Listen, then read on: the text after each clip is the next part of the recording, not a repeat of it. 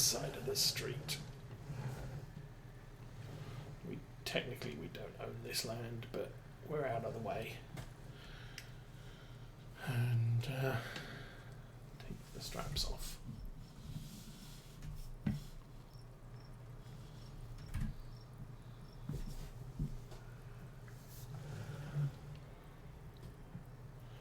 Okay, so pallet on the back is the least full.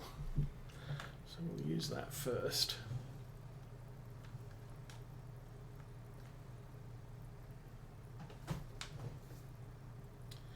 Oops.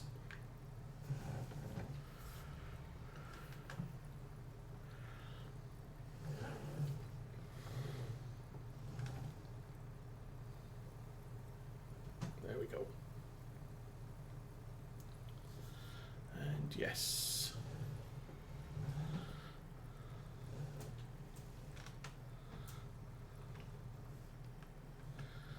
So even with this tractor, because of the, it's 240 horsepower.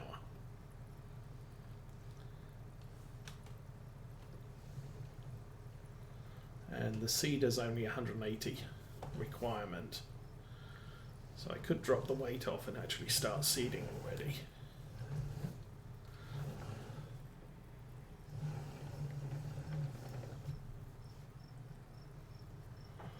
Since the cultivator is missed a few bits, we're going to have to fix that before I can even start doing any seeding. There we go. So about 700 litres of seed total there. Drop that on the floor. And turn the engine off. Let's go find the class. Figure out what it's doing. So for some reason it completely missed that whole section. Oh, it's 5 o'clock. Damn. Jump.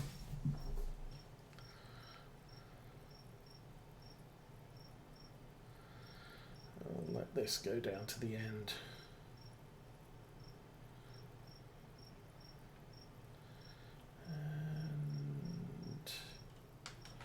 And that was it, trying to calculate where the field ends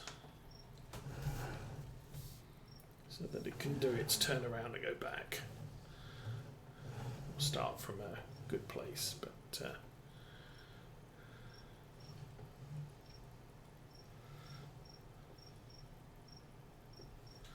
we'll get all this bit done first.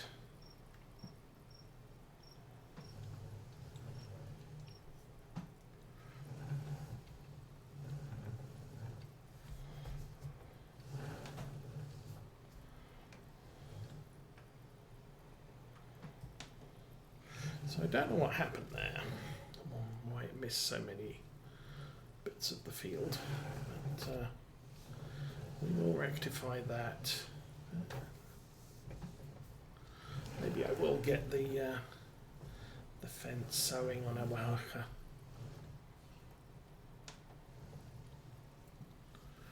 Okay, off we go. And we can inspect the top of the field while we're up there as well.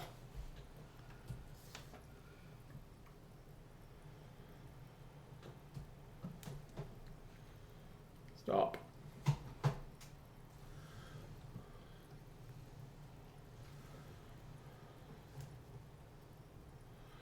And day one early spring, we're kind of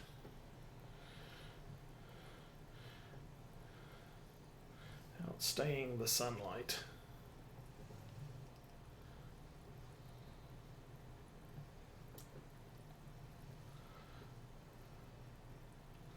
Good grief, we've already got weeds growing. I just freaking cultivated that plot. Why are there weeds on my fields already?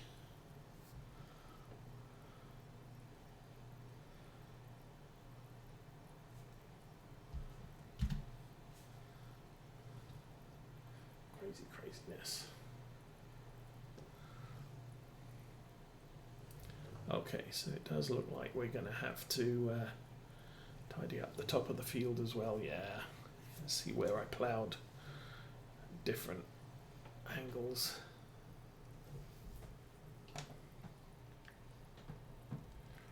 Come on, back up. That's better. So yeah, the problem I was having earlier with not stopping is because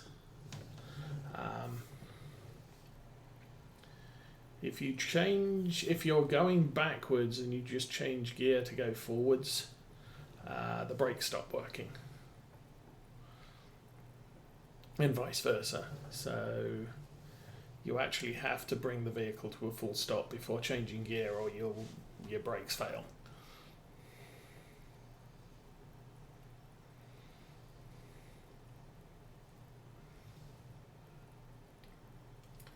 Which is a bad plan most of the time. Okay.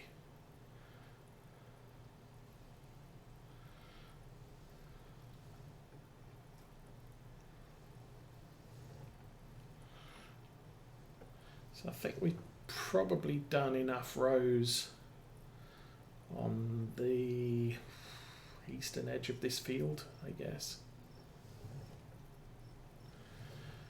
So rather than doing run around headlands, I'll do 3 rows along the top here, get us away from the tree line. And then I'll probably do 2 or 3 rows along the roadway.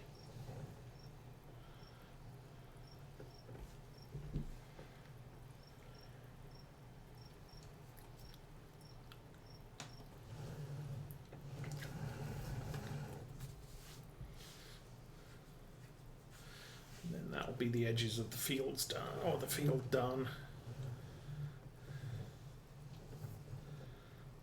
We'll just have to do the middle bit.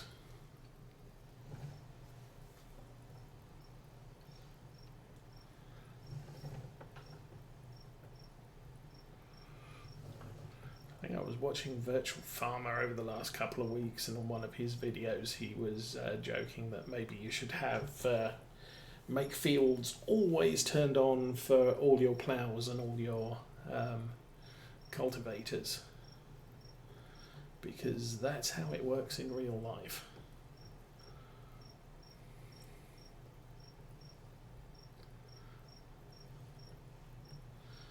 There's none of this sort of, I'll just drop the cultivator here and it'll just cultivate inside the field. If you want your fields nice, looking nice and uniform, not ploughing up to the edge of the hedges, you should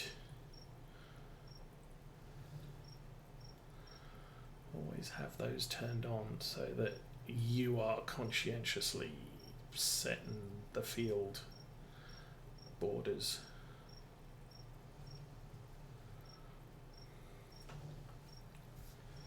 Alright, done that. Looks, there's a shiny bit right there. I'll get that bit.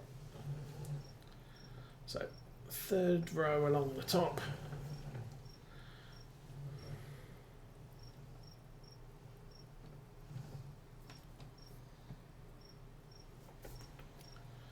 And then we'll run round down the lane.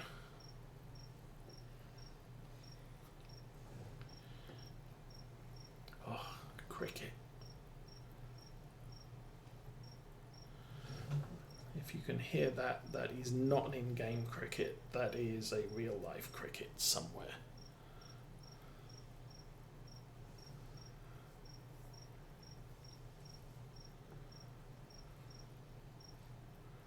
I haven't seen it yet.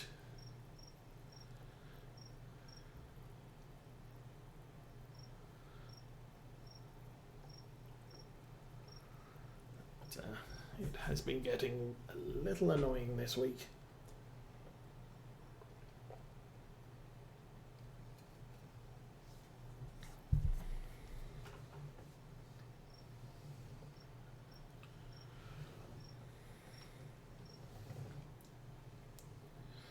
So I think to help the farm income, I'll look at sheep prices and possibly sell all the male sheep when we get to the point that they're a good sort of infant weight. I won't wait till they're fully grown. We'll keep all the female sheep because they multiply the number of sheep we have on our farm, and that's a good thing because we want more sheep. Free sheep is good.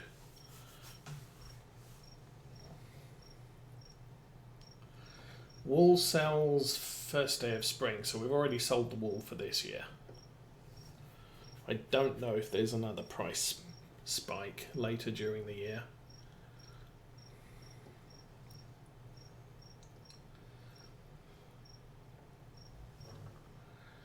But that should give us a bit of income from our sheep during the year. Can't think of anything else we've got that we can sell apart from the odds, the silage when we make it. So we will rely on some of that as well.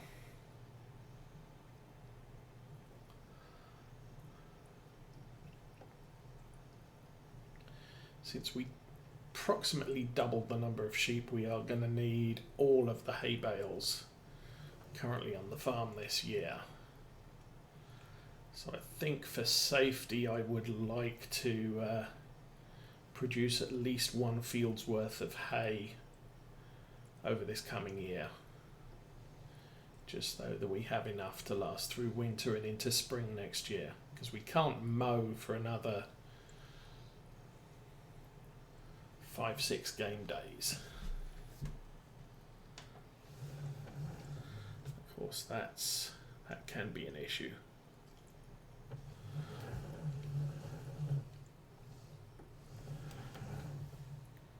But as I said, there's a lot of grass fields up near the village by the farm. We could buy those and make use of their grass.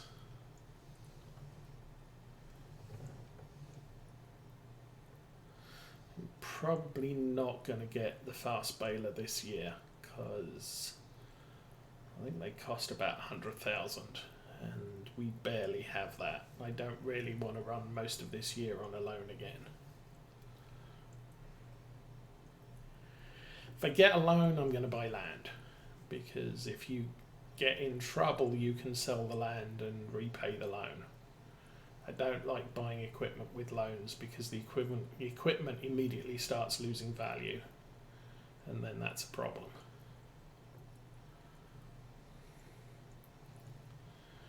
Kvernland pack doesn't have a square wrapper.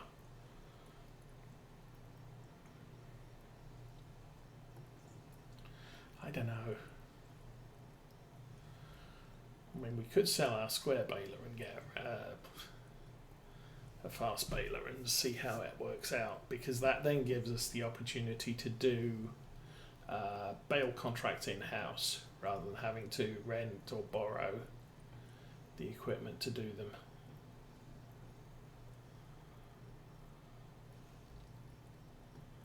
All right.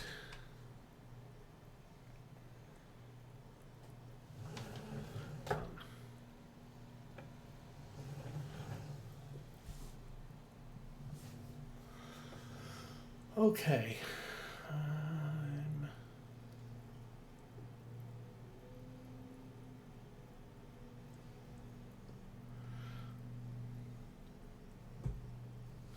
guess if I run down on this run, I could start the fent up on the planter and actually start planting the field. Don't know, it's getting kind of late. Maybe we leave it until tomorrow. We should be okay leaving the equipment here, since we're in the back end of nowhere.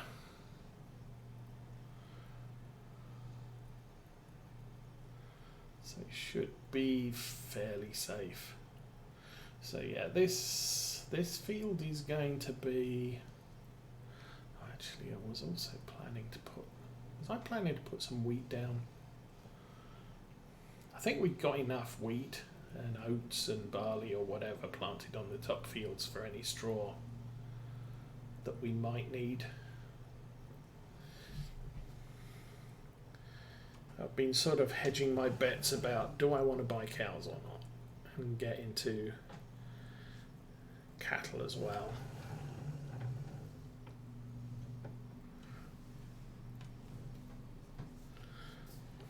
So we would need hay for them, and then we would need straw and silage. And it's kind of what we did in Lawfolds. We got all the straw, silage and hay ready to go, and then we bought the cows and they were 100% fed immediately.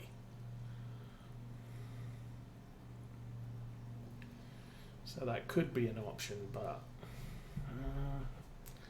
kind of undecided right now.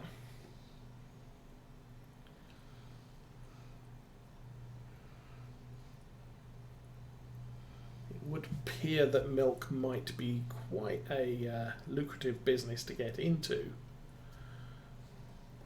At least it is on Sandy Bay. I'm not sure about this map.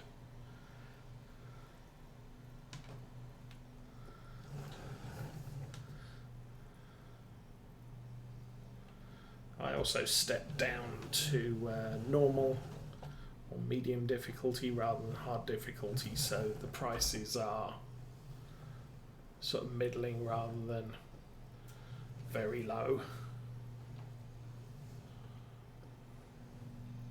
So it's still going to be a bit of a challenge to make money, but not as bad as on hard difficulty.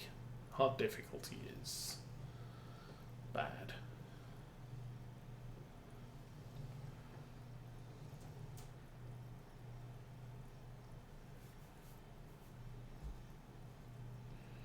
I think at the end of last year we had enough money to buy the Fent, and that was it.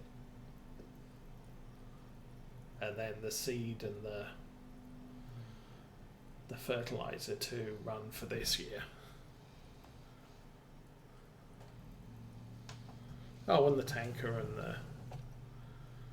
the slurry spreader.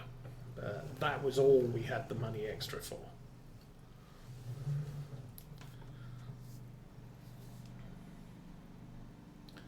The reason we have spare money now is because we sold a very expensive planter and bought a cheaper planter, and I sold the Manitou at the store because I didn't think I would need that anymore. I'm beginning to think maybe I would need that because the Fent can't pick up a pallet even with the auto load pallet forks and wheel weights.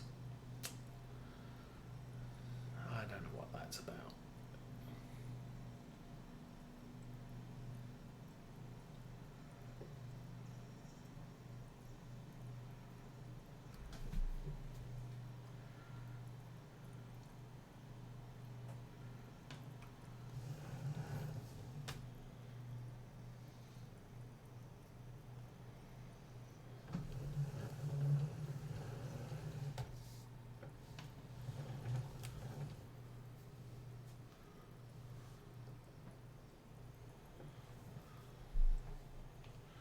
I think technically we're okay for planting even on ploughed land.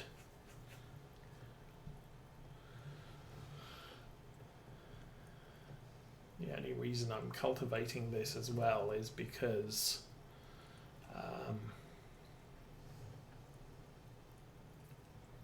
it's another step towards getting the cultivating achievement completed.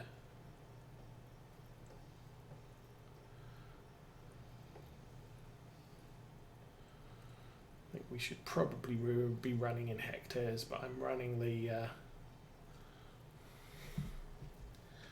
units of measure in acres, and because of that you have to do is about 258, or yeah, 250 acres is 100 hectares. The achievement is for 100 hectares. So we're a bit of a ways off that.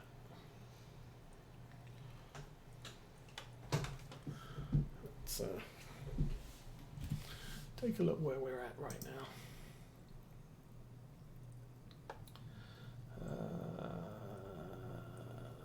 Cultivated. So we're right at 100. So we're 2/5 of the way there. Ploughed, we're low. Sown, we're low. And fertilised, I've done the fertilisation one because under normal conditions you're doing double fertilisation. With seasons you're doing triple fertilisation. So that's all taken care of. Maybe I should have done 4. So we are barely getting this turned around.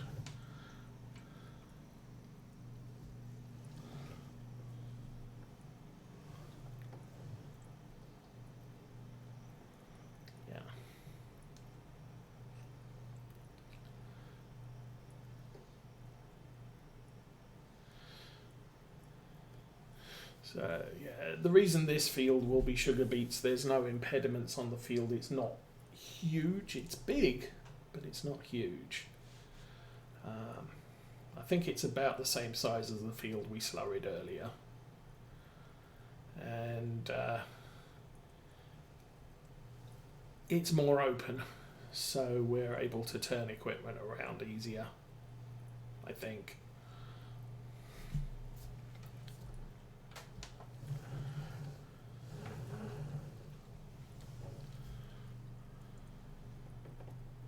Problem with the slurry field, it's surrounded by hedges and trees and what have you, so we would probably get caught up on it quite frequently, so we're just not going to do that. We're also going to have quite an expense at the end of the year buying sugar beet harvesting equipment, which is another reason why I don't want to get too far in debt. I don't mind borrowing money. I think we did that last year as well, because we also wiped out the loan, and the loan we got last year, we bought the harvester with it. It's not a particularly big harvester.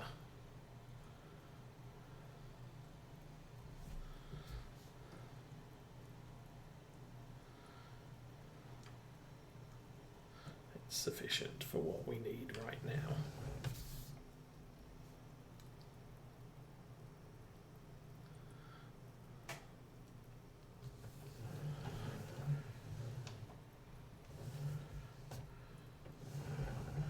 Oh, I messed that up. Let's back up and try that one again.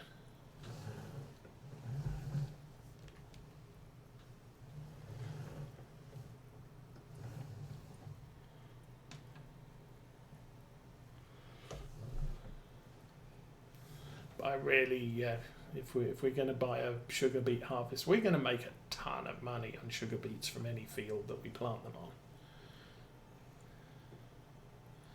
So it's not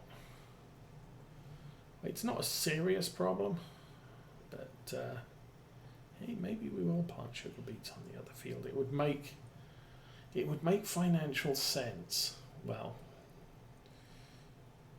in some ways.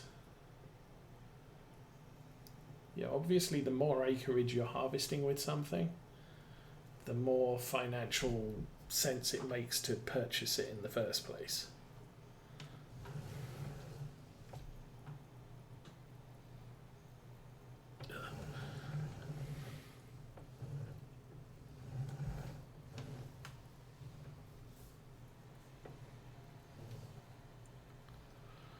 Buying a beet harvester to harvest one small field is silly. Buying a beet harvester to harvest 50 acres is quite sensible.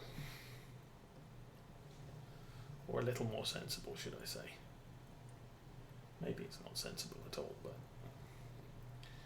hey, it's something that's typically grown here, so it's something we will typically grow.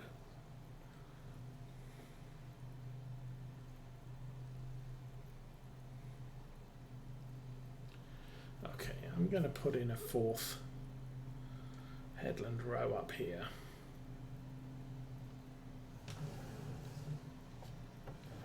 We'll start it from over here.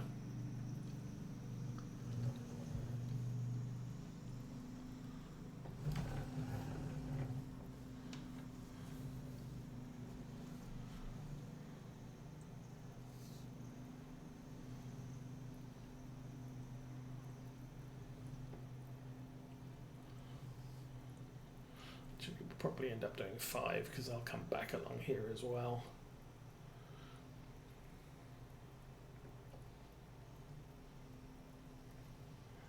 But that'll make it much easier to get the tractor lined up.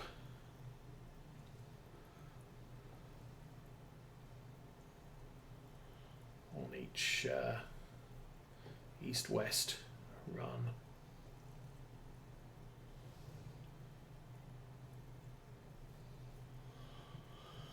Okay.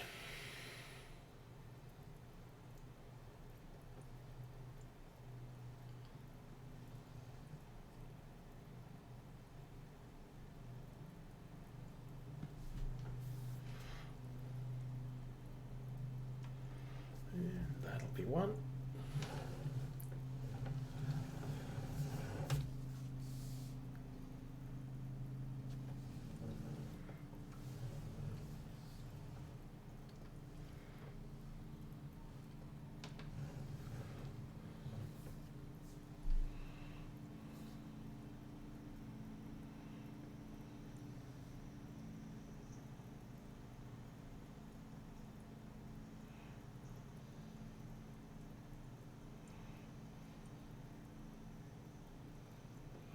And we do have our former foster daughter coming over this week for at least a few days to help Mrs. Osa with the stuff she's planning to do this week.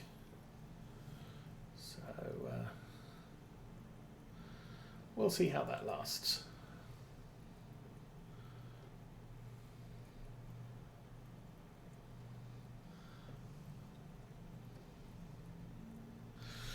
Oh yeah. Yeah, I don't do gaming laptops, although there was someone I was listening to this week. I mean, my first desktop system, I had bits of it assembled in the same box for about... probably getting on for about 4 or 5 years. Now, it wasn't the same PC I started with. I mean, it had a new processor, it had a series of new processors, 2 new motherboards, a series of new memory sims, hard drives got upgraded on a semi-frequent basis, but those were the days when the processors doubled in speed, but you still had the same family of processor 2 years later, so you didn't have to upgrade the motherboard and everything else. The problem with today is new motherboard or new processor usually entails a new motherboard, replacement memory, different graphics card and everything else. So you're kind of replacing the entire thing anyway. The length of time you're going to keep your system running for is really dependent on how much money you're willing to sink into it. And does it do what you need it to do? Hail team, thanks for the cheers. So for example, this PC I bought 2 years ago, coming September. And it still does everything I want it to do. So it's not like, oh, I need a new processor, I need a new graphics card. No, the games I play, it's perfectly adequate to both play and stream all of those games. So I don't need a new one. In the past, what we've usually done is we've bought a brand new PC from retail store because it's 4 times better than the one that just died, and then we've played with it until it died sort of 3-4 years later, and then replaced it with a brand new one. So it's kind of getting to the point now where it doesn't matter.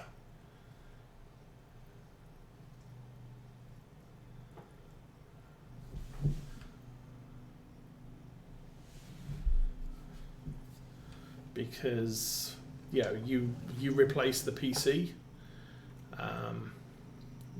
Building your own still means the one you've got currently on your desk, pretty much everything inside it is not going to work with anything new that you buy, unless you're just updating the hard drive or the